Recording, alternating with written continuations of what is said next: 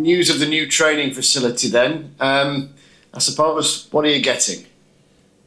No, firstly, we're very thankful to Terry and Gavin for making it happen, really. We identified that area of a concern, really, for us, really, when we first come back to the football club, to say that, what we were using at this present time wasn't really fit for purpose for the players, and the medical bit's okay, but it's, that building has been here for a lot of years, and it's proper worn down a bit, because obviously not only us use it, the rugby team uses it, and it's more like a porta cabin sort of thing. So for us to move forward as a football club, and to everybody to move forward together, which is the most important thing, we needed to try and do something with the facilities around the gym and the physio room.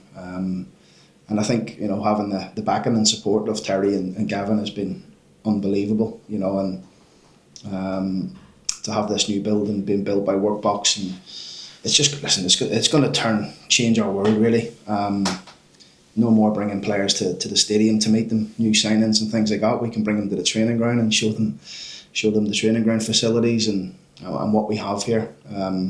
So yeah, I'm looking forward to it. It's going to be so beneficial for the players to have that space, for a better gym, a better bike room, whatever it may be, massage rooms and physio department and all of that, really. I think it's going to be such a vital cog for us moving forward. Just for all of the benefits of what players need for sort of medical support and all of the physio stuff that players need to keep themselves kind of going, it's also their place to working environment, isn't it? And the better standard it is, the more attractive it is. Yeah, we're always about, the players being together for longer periods, and we're fortunate, we are fortunate here. We have got the basis of a really good facility, and we're trying to make things better all the time, whether that's the pitches, the environment itself, the standards that we set around this environment, our stadium, our training ground, how we live, how we work, and what it's going to do is it's going to keep the players in and around the building a wee bit longer, rather than trying to finish training, get their gym done and go home. We want to try and create that sort of family experience here for them, that this is our hub, this is where we work. It's going to be much better and much more suited for everybody, really, and a lot more room. That's the main thing, really, because our training ground, we're here with our under 18s every day. Our rugby team use it in the evenings, which is great. So it's brilliant for everyone, for the whole of Club Doncaster, really, and particularly the football side, because we use it every single day. It's going to be so beneficial. Yeah, and like you say, in terms of showing potential new signings around, if you're after League One players that could have trained previously at some of the kind of best facilities around, they want to leave that type of thing and go to somewhere that's similar, identical. Absolutely, and it's massive. When you do bring new players to the football club, when you show them facilities and stuff like that, it's huge. They want to know where they are. I remember I lost a player once, not in the club, but I lost a player at one of my previous clubs, and I brought this player in who was at Arsenal at the time, gone back many years, and him and his agent were stood watching the training prior to signing, and a ball came through the net and hit him on the chest. Actually went right through the netting, and him and his agent walked off the training ground. And like little things like that can just sway people, a hole in the net So yeah, we're always looking to raise standards, wherever it may be. We try to raise it all the time, and we're really fortunate here. We've got the trust and support of our owners to make this happen, really. We'll leave the players' identity to the conspiracy theorists. Since last we saw you, is everybody okay injury-wise?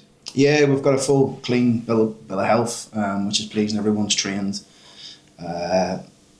Obviously the only two that we'll be missing will be Jack Senior and Patrick Kelly with suspension, but everybody's fit, everyone's trained, which is really pleasing. Yeah, it's nice to have everybody back on the training pitches again, and we've been like that predominantly most of the season, where we've been really fortunate with the injuries. Hopefully we can keep it like that, for the rest of the season.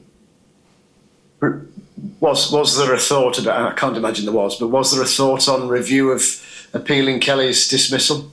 Yeah, we did appeal it. We did appeal it. I spoke to Mike Jones the morning after the game. His take on it was, I don't think you'll lose anything from the appeal because, in his opinion, at the time he felt it was a yellow. But from our point of view, we felt the same. PK told us, look, he's not gone in with his foot raised, his left. I think if you remember, I was speaking to you about the Jack Senior one, where Jack's gone in and his other legs followed. This has not happened. It's not a scissor action.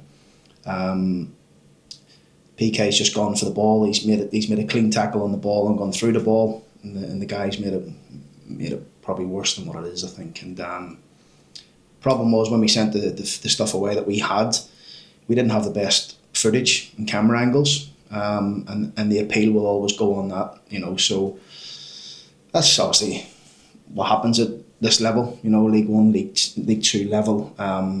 You only get the analyst view from the other side of the pitch.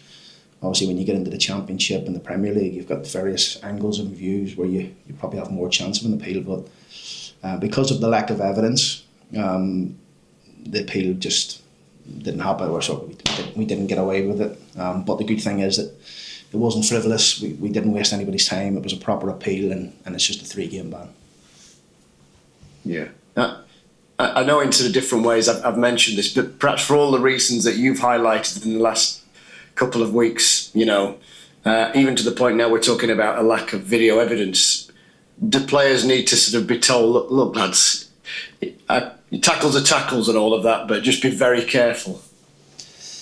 Not really, no. I remember I spoke to you after the game, Andy, really, it's not about me saying, look, be careful in your tackles. That's not. We want the players to be aggressive and on the front foot, and ultimately, when you make a tackle, you are in the hands of the officials. That's just the way it is. And if I tell my players to stop tackling, then that's not going to be any beneficial for us either. But if you think back to some of the red cards we have had this season, ridiculous decisions. I mean, Jordan Gibson's probably the most. Him and Harry Clifton's two red cards are absolutely embarrassing, really, when you think back to. And you see it every week. You see players moving the spray so they can put the ball down. Just so happens that incident, and Jordan moves the spray, he gets sent off for it. Another yellow card. Harry's 2 soft yellows at MK really early in the game. Yeah, I think we've been a tad unfortunate with some of the reds. We've been silly in some of the reds. Things we shouldn't have done, and the boys know that. 1 or 2 of them know that. And then there's been a couple of reds for tackles, which we're never gonna stop the players getting in for a 50-50 tackle. Ultimately, you're in the hands of the referees when you do that, and we're hoping our luck will change a little bit on that. So Newport then, obviously two great results on the road, back at home, Newport in town. What's your assessment of them? I think they're a strong outfit, really. Prior to the game against Cheltenham, they've been on a very good run. They've put some good results together. I think the last 6 games before they played Cheltenham, they'd won 4 of them and drew 2.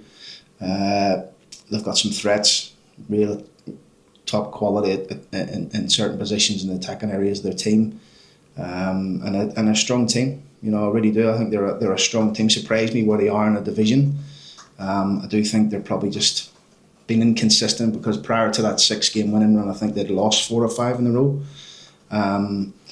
But obviously, look, they'll be looking to bounce back, from the disappointing result against Cheltenham, where when you watch the game back, it's not a 3-0 game. There was not much in the game, and Cheltenham's taking the chances when they had them.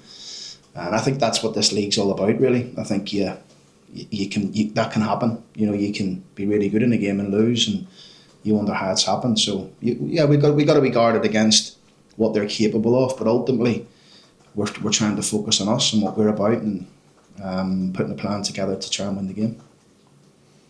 Yeah, 6 wins from 8 in terms of general levels of consistency. I'm sure you're pretty happy with that. Yeah, we just got to keep going, and they were just on to the next one now, and the players are relishing the next opportunity at home. We want to try and keep ourselves nice and strong, both home and away. I think we can be better at home for sure and pick up more points. And we've got 7 games left at home. So we've got an opportunity to to pick up a lot of points at home, as well as hopefully trying to keep, ourselves in a good place and a strong sort of mentality away from home.